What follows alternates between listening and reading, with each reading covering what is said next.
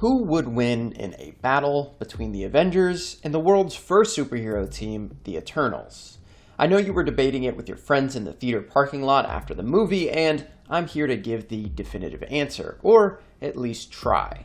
In today's video, I will be pitting the Phase 3 Avengers, that being the Avengers that show up in Avengers Endgame, against the mighty Eternals to determine who is truly the superior group. However, I will be giving the Avengers the full power Scarlet Witch just to help them out a little bit.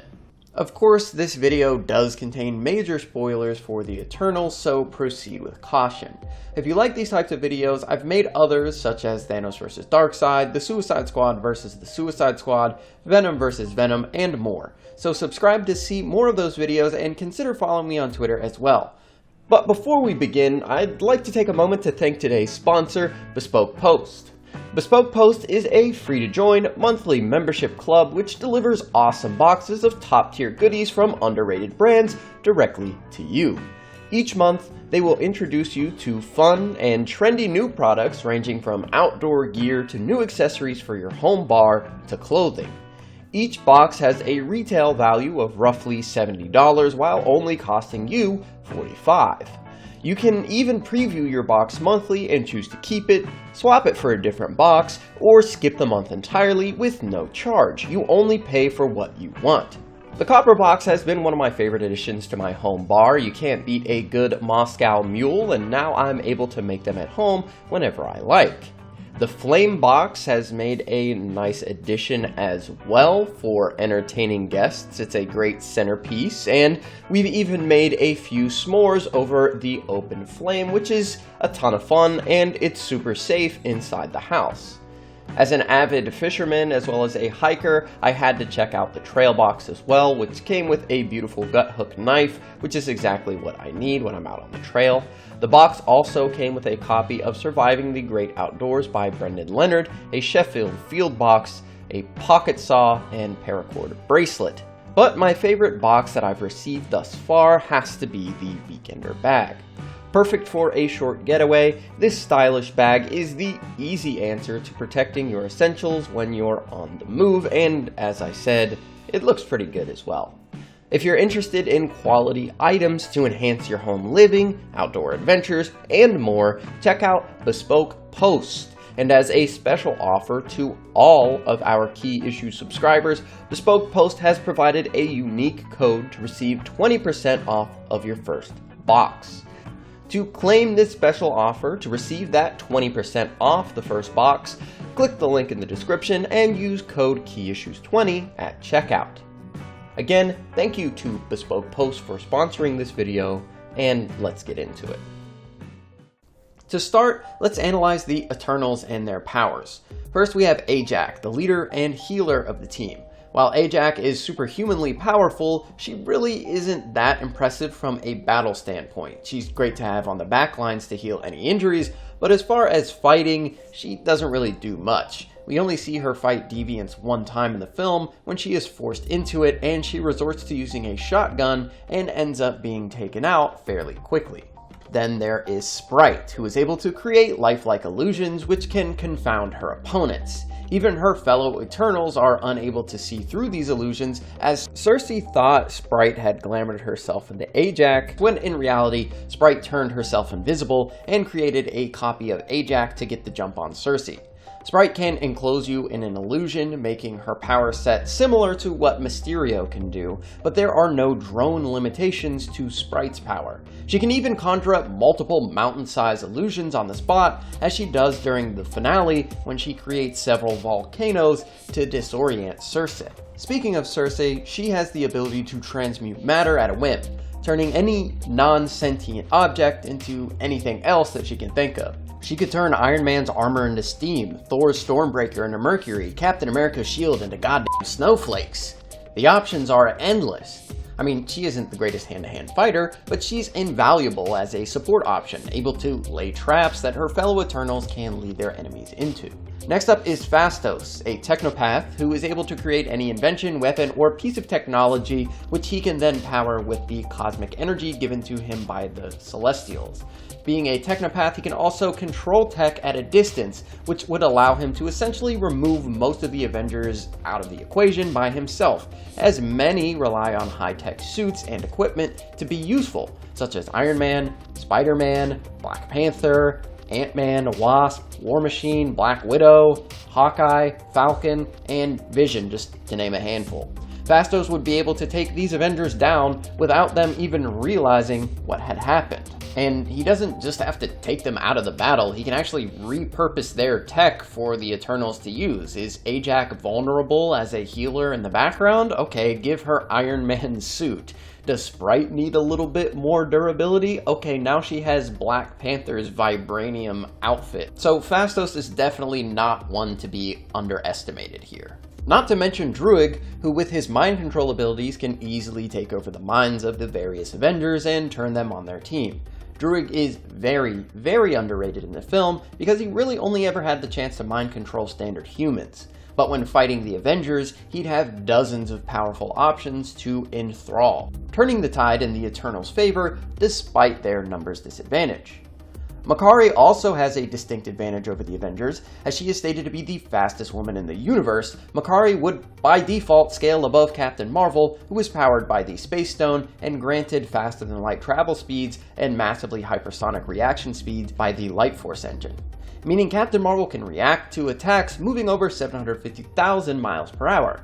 However, Makkari would simply be faster than Carol and the rest of the Avengers that scale to Captain Marvel. And just to quantify her speed a little bit, instead of just taking the blanket statement that she is the fastest woman in the universe at face value, just, to provide a little bit of support, in the film, Makkari runs from Rome to Rio de Janeiro in about 3 seconds, which puts her speed at Mach 8,932, and if you want to convert that to miles per hour, she was running 6,853,248 miles per hour and reacting to all of the obstacles in her way during that time. Not to mention that Makkari is also extremely powerful, far more so than the other speedster that we've seen in the MCU, Quicksilver, who was killed by bullets. Makkari is able to harm Icarus, the second strongest Eternal, which would give her enough attack potency to take out the majority of the Avengers before they could even blink. If the Eternals need a more ranged option, there is Kingo, who is an experienced fighter who can project cosmic energy from his hands, allowing him to shoot projectiles from a distance and allow the heavy hitters to get closer. But in a pinch, he can charge up these projectiles into larger blasts that are able to obliterate deviants. So the Eternals are already a major issue for the Avengers, and I haven't even discussed their most powerful members yet, Athena being the first of those, who inspired the tales of the Goddess of War. Athena can conjure any handheld weapon she can imagine by using the cosmic energies of the Celestials. Athena is a fierce warrior who is more comfortable on a battlefield than anywhere else.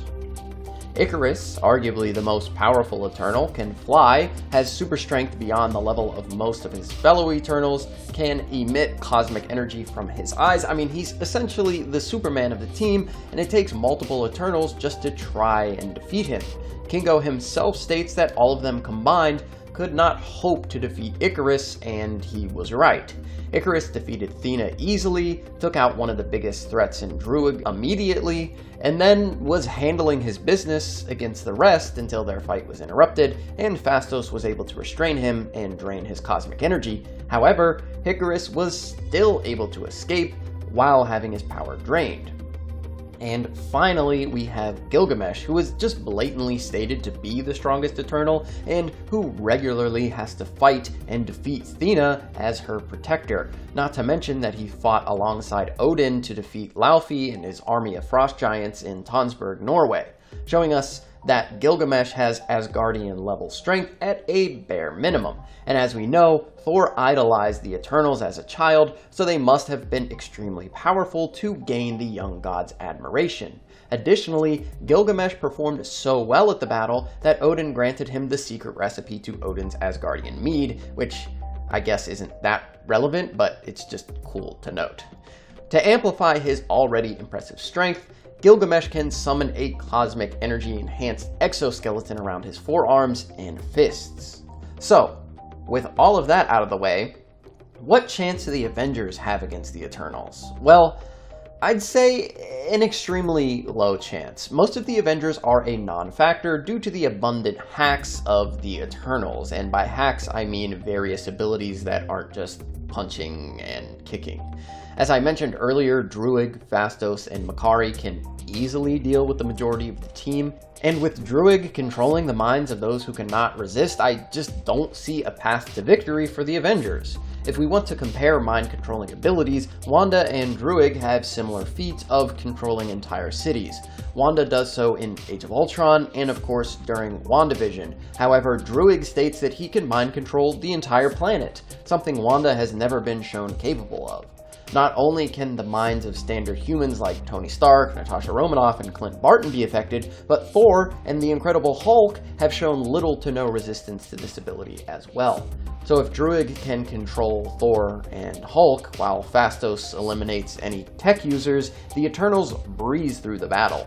The biggest obstacles at that point would be Doctor Strange, Captain Marvel, who has been shown to resist some mind-altering abilities while in her binary form, and Scarlet Witch. However, Makkari should be able to take out both the Sorcerer Supreme as well as the Scarlet Witch with her superior speed. Being faster than Carol, Makkari would have no problem taking out Wanda or Strange before they even realized what was happening.